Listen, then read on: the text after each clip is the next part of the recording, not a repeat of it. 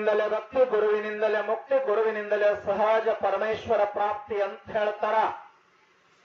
ಯಾಕೆ ನಾನು ಬಸವಣ್ಣವ್ರ ಹೆಸರು ನೆನಪು ಮಾಡ್ಕೊನಿ ಅಂತಂದ್ರ, ಬಸವಣ್ಣವ್ರ ಕಾಲಾವಧಿಯೊಳಗೆ ನಡೆದಿರ್ತಕ್ಕಂಥ ಘಟನಾ.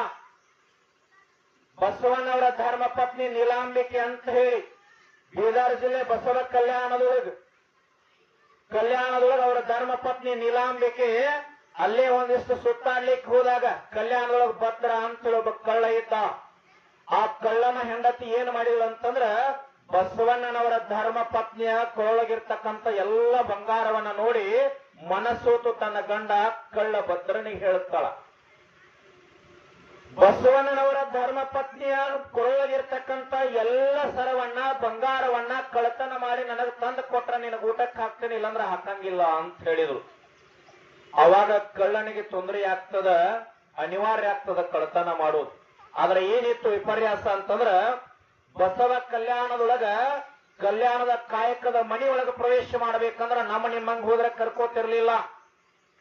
ಹನಿ ಮ್ಯಾಗ ವಿಭೂತಿ ಇರಬೇಕಾಗಿತ್ತು, ಕೊರಳೋ ಲಿಂಗ ಇದ್ರ ಮಾತ್ರ ಒಳಗ್ ಪ್ರವೇಶ ಇತ್ತಿಲ್ಲ ಅಂದ್ರೆ ದ್ವಾರ ಬಾಗಿಲದೊಳಗೆ ಬಿಡ್ತಾ ಇರಲಿಲ್ಲ. ಅವ ಏನ್ ಮಾಡಿದ ಅಂದ್ರೆ ಅಲ್ಲೇ ಇರ್ತಕ್ಕಂಥ ವಿಭೂತಿ ಹಚ್ಕೊಂಡ, ಲಿಂಗ ಇರಲಿಲ್ಲ. ಬಿಳಿ ಅರಬಿಯೊಳಗ ಸಣ್ಣ ಕಲ್ಲನ್ನ ಕಟ್ಟಿಕೊಂಡು ಅದನ್ನ ಲಿಂಗವನ್ನಾಗಿ ಮಾಡಿ ಧಾರಣೆ ಮಾಡಿಕೊಂಡು ಒಳಗ್ ಹೋದ. ಮಧ್ಯರಾತ್ರಿ 12-1 ಗಂಟೆ ಸಮಯಕ್ಕೆ ನೀಲಾಂಬಿಕೆಯವರು ಎಲ್ಲರೂ ನಿದ್ರಾವಸ್ಥೆಯೊಳಗಿರ್ತಾರ. ಕಳ್ಳ ಹೋಗಿ ನೀಲಾಂಬಿಕೆಯವ್ರ ಮೈ ಮೇಗಿರ್ತಕ್ಕಂಥ ಎಲ್ಲ ಬಂಗಾರವನ್ನ ಕಳತನ ಮಾಡುತ್ತಾನ. ಇನ್ನೇನು ಮಾಂಗಲ್ಯ ಸ್ಥರ ಒಂದಿರ್ತದ, ಅದಕ್ಕೆ ಕೈ ಹಾಕುವುದರೊಳಗ ನೀಲಾಂಬಿಕೆಯವ್ರಿಗೆ ಎತ್ತರ ಆಗ್ತದ. ಕಳ್ಳ ಕಳ್ಳ ಅಂತ ಚೀರೋದ್ರೊಳಗೆ ಎಲ್ಲರೂ ಎದ್ದು ಬಂದ್ ನಿಲ್ತಾರ, ಬಸವಣ್ಣವ್ರು ಎದ್ದು ಬಂದ್ ನಿಲ್ತಾರ. ಅವಾಗ ಎಲ್ಲದಾನ ಕಳ್ಳ ಅಂತಂದಾಗ ಇಲ್ಲಿ ನಿಂತಾನ್ರಿ ಅಂತೇಳಿ ಎಲ್ಲಾರು ಹೇಳ್ತಾರ.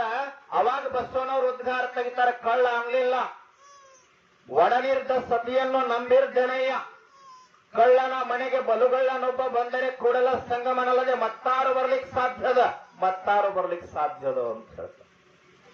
ಬಸವಣ್ಣ ಕಳ್ಳ ಆಗ್ಲಿಲ್ಲ, ನಾನಾ ಪ್ರಪಂಚದೊಳಗೊಬ್ಬ ಕಳ್ಳ ನೀನಿ. ನನ್ನ ಮನೆಗೆ ಬಂದಿರ್ತಕ್ಕಂಥ ಕಳ್ಳನಲ್ಲ, ಕೂಡಲ ಸಂಗಮ ಆ ರೂಪದೊಳಗೆ ಬಂದಾನ. ಅವ ಕಳ್ಳಲ್ಲ, ಅವ ಯಾರದಾನಂತಂದ್ರ ಭಗವಂತದಾನ, ಶಿವ ಸ್ವರೂಪಿ ಅದಾನ. ಯಾಕೆ ಬಂದಾನ ಅಂದ್ರ ನಿನ್ನ ಮೈ ಮ್ಯಾಗ ಬಹಳ ಬಂಗಾರ ಭಾರ ಆಗ್ಯದ, ತಗೊಂಡು ಹಗರು ಮಾಡ್ಲಿಕ್ಕೆ ಬಂದಾನ, ಕಾಲಿಗೆ ಬಿದ್ದು ಶರಣಾಗತಿ ಆಗಂತ ಬಸವಣ್ಣ ಹೇಳುತ್ತ.